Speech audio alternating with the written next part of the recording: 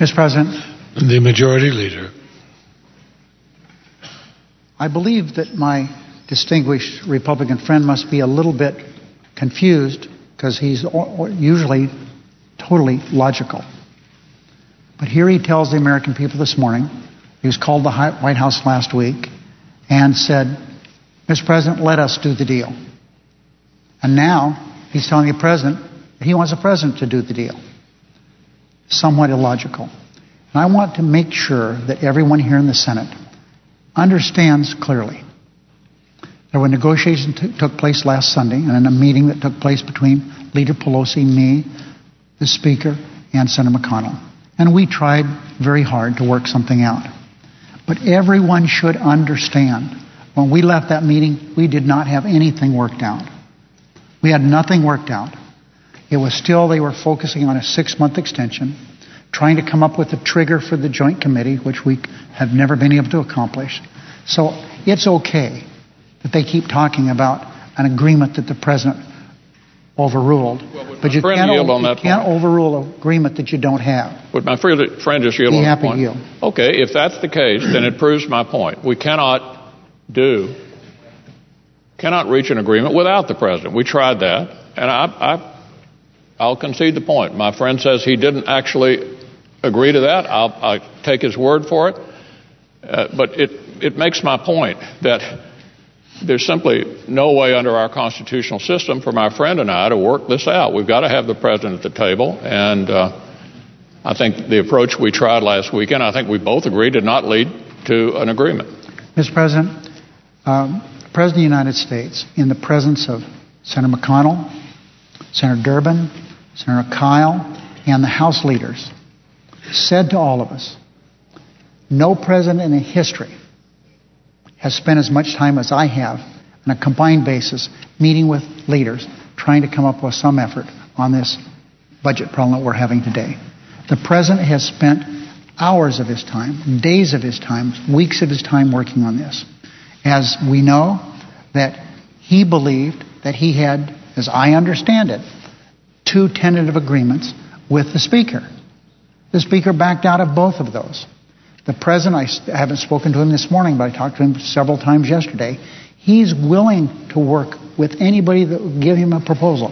And that's my point today, Mr. President, as I've said earlier. A letter's coming, terrific, saying I haven't received it yet, but I'm sure it's coming, that the Republicans say they won't vote for my piece of legislation. Well, what will they vote for? Did they have any ideas?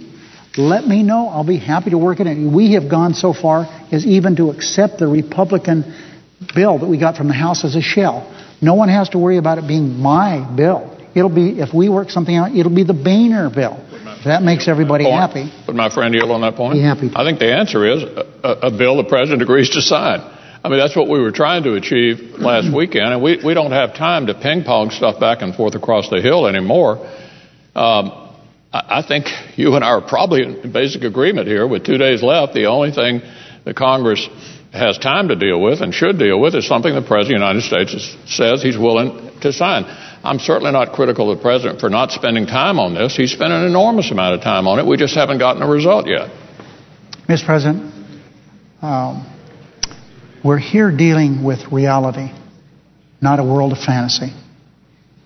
We're dealing with reality, and the reality is the deficit is fast approaching where we have to raise it or default on our debt.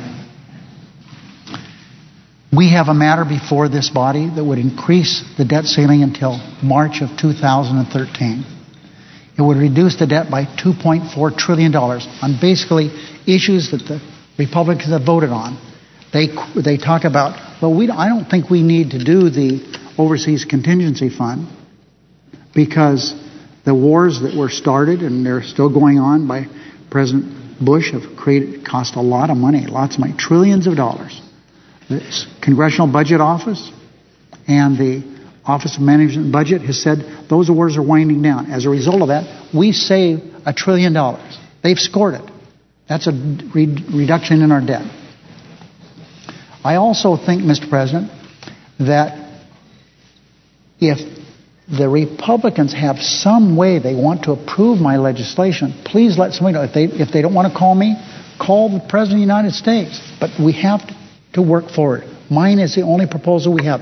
If mine passes, and we're going to continue to push this because it should pass because it's the only thing we have left. Now, my friend says, let us vote. We say the same thing. Let us vote. We want to have a vote. But why in the world is something as important as this?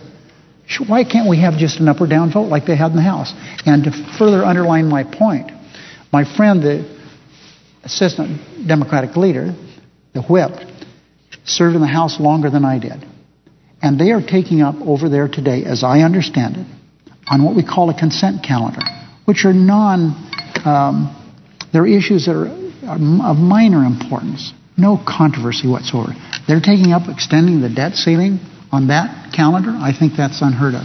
So we're willing to vote. We're willing to vote right now, 60 vote.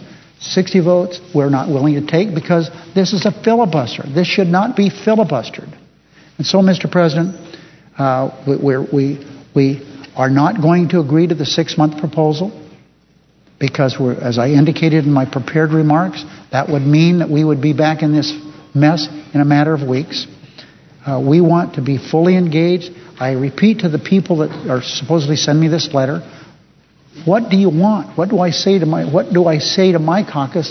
Because my Republican colleagues haven't come up with any alternative. It would be easy to do. We can amend my legislation. In the meantime, that won't happen. We're going to proceed forward and do the very best we can to overcome this filibuster. Mr. President. The Republican leader. Yeah, I'll just wrap up my comments by pointing out again comments from my good friend, the Majority Leader, about the nature of the Senate. He said, in the Senate, it's always been the case you need 60 votes. It's always been the case you need 60 votes. We all know that. It's widely known in the country now as well. And most people believe a filibuster means you're trying to delay something. And I want to make clear to the American people, Senate Republicans are ready to vote on the cloture on the Reid proposal in 30 minutes, in an hour. As soon as we can get our colleagues over to the floor, we're ready to vote.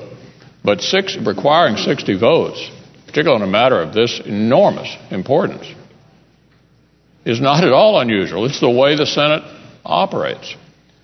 So, Mr. President, I'll not belabor it any further. We'd be happy to vote at any time the Majority Leader thinks it would be appropriate to vote on his proposal. I yield the floor. Mr. President, a filibuster is known all over America as a way to stall, to prevent votes. That's all this is about.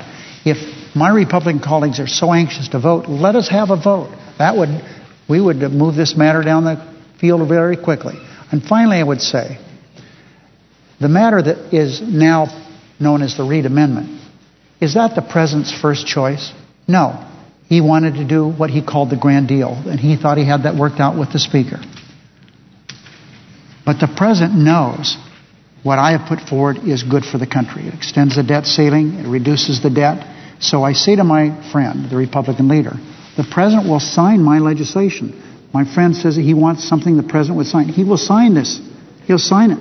We could pass it tonight, get it through the House. He would sign it tomorrow. So, Mr. President, I would hope the world understands, our country understands, because all senators understand there is another filibuster being conducted on an effort to prevent our moving forward to handle the debt situation we have in our country. Under the previous order, leadership time is reserved. Under the previous order, the Senate will resume consideration of the motion to refer the House message to Company S627, which the clerk will report. Motion to concur in the House amendment to S627, an act to establish the Commission on Freedom of Information Act processing delays with an amendment.